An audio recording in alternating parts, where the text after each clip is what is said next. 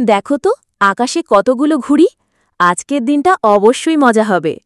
হ্যাঁ, আমার ঘুড়ি সবচেয়ে উঁচুতে উড়বে, দেখো। চ্যালেঞ্জ গ্রহণ। হেরে যাওয়ার জন্য প্রস্তুত হয়ে যাও, তিতলি। আমার ঘুড়ি প্রথমে খসে না যায় তাই দেখি। বাবা, প্লিজ আমার জন্য ঘুড়ি বানাও।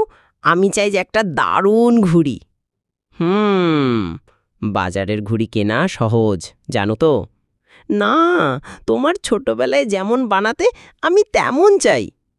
ঠিক আছে, চল দেখি একটা স্পেশাল বানাই। বাবা দেখো তো, রংগুলো একদম পারফেক্ট। হ্যাঁ, এই বাঁশের কাঠি ঘুড়িটাকে খুব উঁচুতে ওড়াবে। আমি নাম রাখছি বজ্র পাখি। বজ্র পাখি, এবার এটাকে আকাশের সবচেয়ে দ্রুত ঘুড়ি বানাবো। দেখো, বজ্র পাখি উঠছে উপরে উপরে এবং আরও উপরে। ঘুড়িটা কত বড়! দারুণ, খুব সুন্দর। চলো চলো, খসে না যাই। আমার লাল ঘুড়ি তোমার কাটবে না, বজ্র পাখি হারবে না। দেখো, সুতো ঘষা খাচ্ছে। না, এটা ঘটছে না। আমার ঘুড়ি, দৌড়াও জোরে। ওহ, ঘুড়ি সরাসরি পুরনো বাড়ির দিকে যাচ্ছে।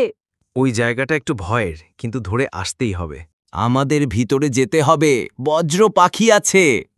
উফ, ঠাম্মি বলেছিল বাড়িটা ভুতুড়ে। ভূত হোক বা না হোক, ঘুড়ি ছাড়তে পারি না। ঠিক আছে, সাবধান হই।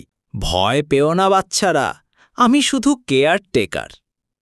আপনি আমাদের ভয় দেখিয়েছেন, কিন্তু আপনি বন্ধুবৎসল। অর্থাৎ কোনো ভূত নেই। হায় রে, এখন স্বস্তি পেলাম। হ্যাঁ, বজ্র পাখি ফিরে এসেছে। দেখো না, প্রায় হারিয়ে যেত। আমরা একসাথে পেয়ে গেলাম। ভালো করেছ, কিন্তু পরের বার সাবধান হবা। দেখো, বজ্র পাখি আরও উঁচুতে উড়ছে। ওহ, দারুণ! কি সুন্দর সমাপ্তি! আজকের ঘড়িদিনটা সত্যিই সেরা।